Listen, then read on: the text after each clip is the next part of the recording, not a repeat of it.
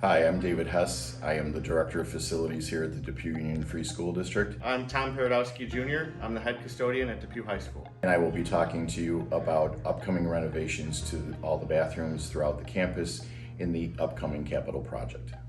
In this project, we will be concentrating on upgrading all of the restrooms, both faculty and student restrooms. Our staff and community have identified the bathrooms as a major need to be upgraded.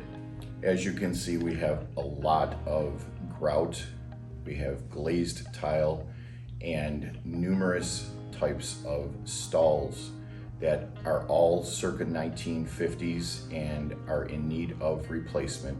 This capital improvement project will be a complete top-to-bottom renovation of our bathrooms, making them all more modern and maintenance friendly. The renovations will include stall dividers, sinks, toilets, and urinal fixtures, as well as floor, wall, and ceiling finishes.